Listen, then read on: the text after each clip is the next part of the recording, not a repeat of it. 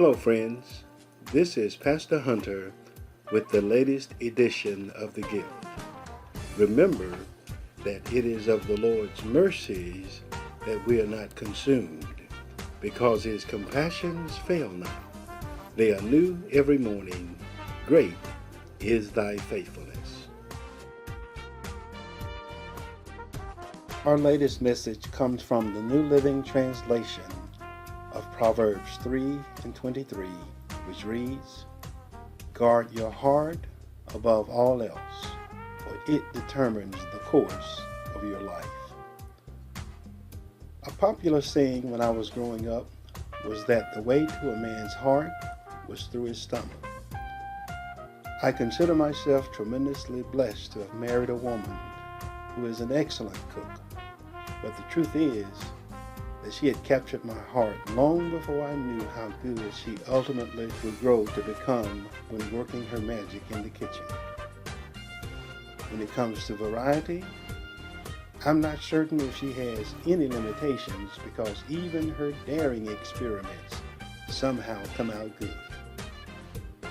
Now that the word variety has been mentioned, the diversity of culinary delicacies is one of the reasons why living in this country can be so rewarding.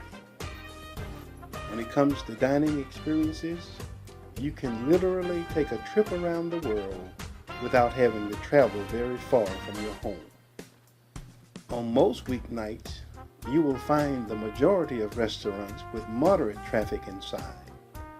But when the weekend comes, your wait for a seat can be almost 2 hours in some places, and what is more amazing is that people will wait for that length of time.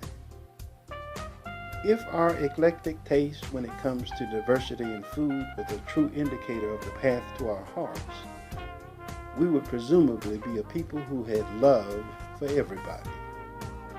Which is why I am puzzled by what sometimes seems to be a disconnect between our dining enjoyment and our tolerance for people of diverse cultures. It should not be necessary to count the many ways in which matters of race are constantly rising to the forefront in our country. But let it suffice to say that if anyone does not know that we still have problems, they have not really been paying attention.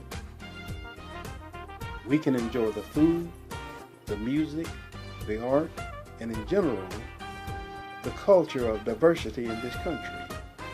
But sometimes we just don't like the people themselves.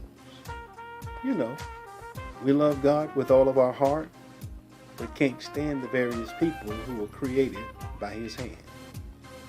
The Bible teaches us the expression, "May the words of my mouth and the meditations of my heart be pleasing to you, O Lord, my rock and my redeemer."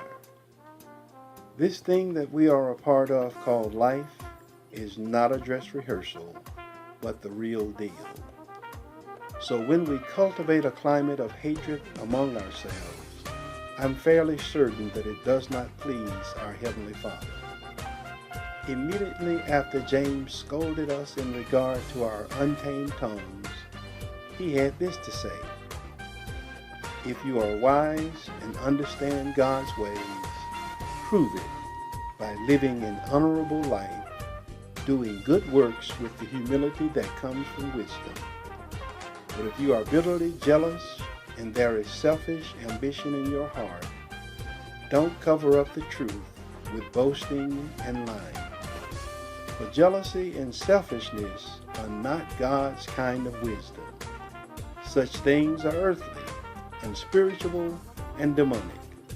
For wherever there is jealousy and selfish ambition, there you will find disorder and evil of every kind. But the wisdom from above is first of all pure. It is also peace-loving, gentle at all times, and willing to yield to others. It is full of mercy and the fruit of good deeds. It shows no favoritism and is always sincere. And those who are peacemakers will plant seeds of peace and reap a harvest of righteousness." Well said, James. This has been Pastor Hunter. God bless you and have a magnificent day.